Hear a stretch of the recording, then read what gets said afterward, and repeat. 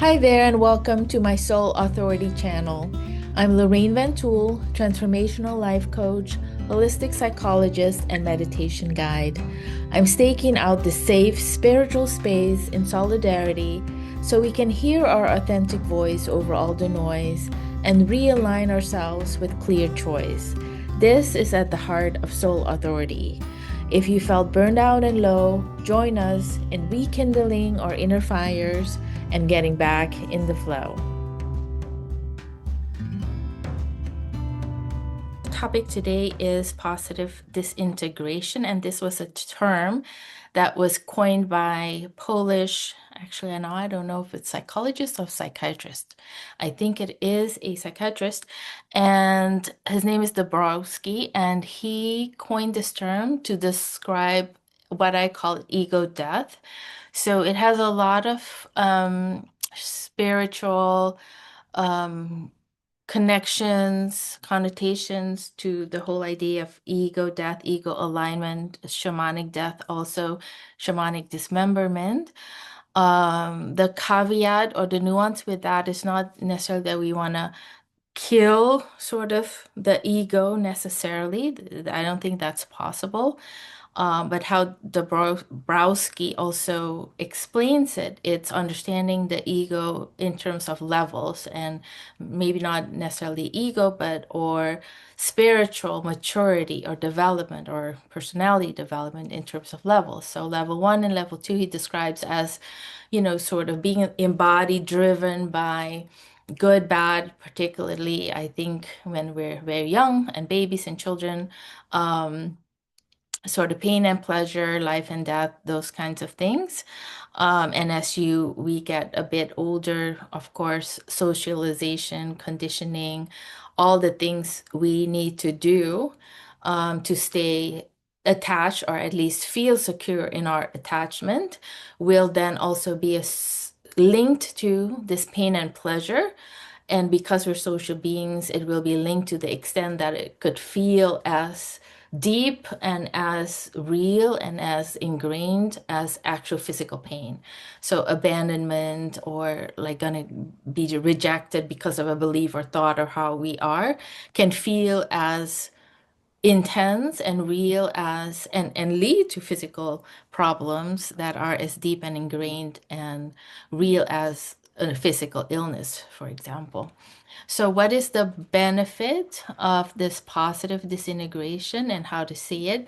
Well, first of all, it requires reflection and sort of stepping out of the conditioning and understanding that from birth on, your conditioning or your sense of self is skewed, is conditioned by social structures, different subcultures within cultures, within historical eras.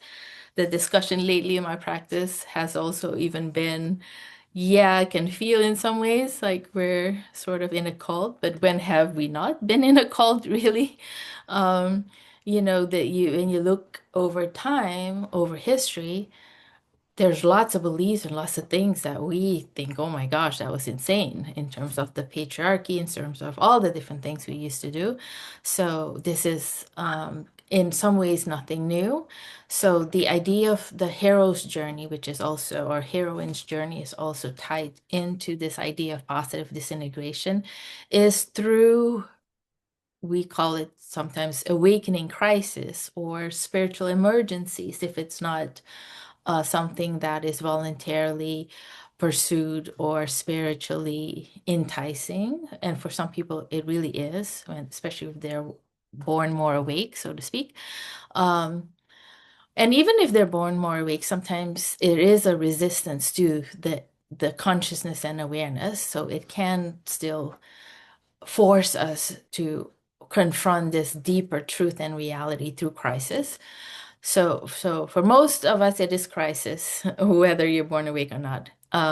But yeah, this crisis then causes us or forces us often to question how we've been conditioned, what story we tell ourselves, what our ego identity is, how we've internalized our false empowerment, if you will, dirty pain, all the things, ego functioning, survival, coping, maladaptive coping, to feel better. And the thing that's confusing is that you can actually do physically feel better by coming up with some totally misaligned way of staying safe. Let's say it is like, I'm never going to put myself out there.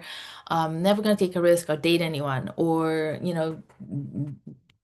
switch jobs, even though I'm miserable here and whatnot.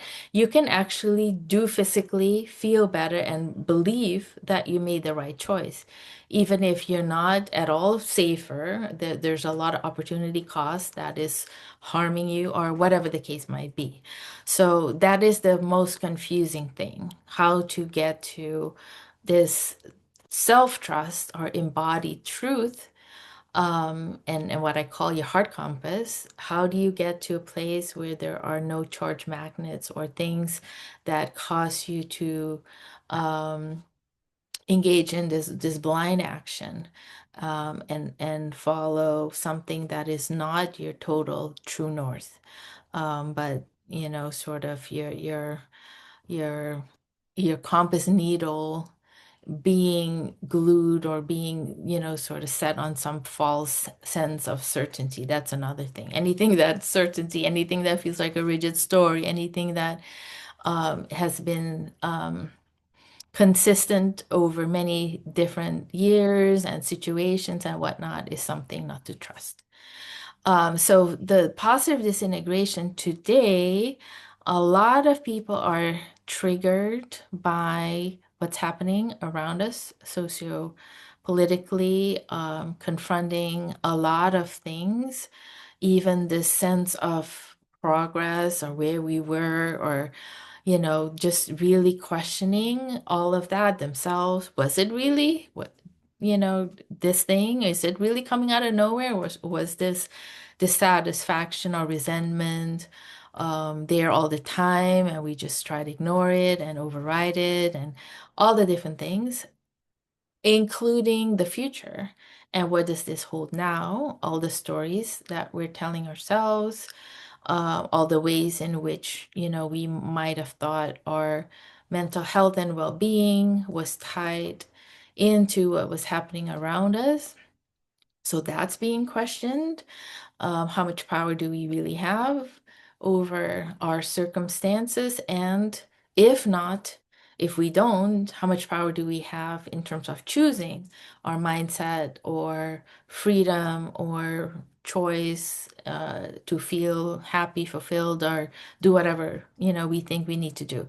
So all of that is up in the air, being questioned, being played with, and it can lead to positive disintegration or not. It can lead to total victimization, sense of victimization of the big feelings of what life keeps doing, or what people keep doing, and you're never, the idea of never getting your head above the water, and this and that. And that is the deepest story. That's what I call a sensitivity shame, or vulnerability, sort of resistant kind of story, um, that stands in the way of positive disintegration in my book.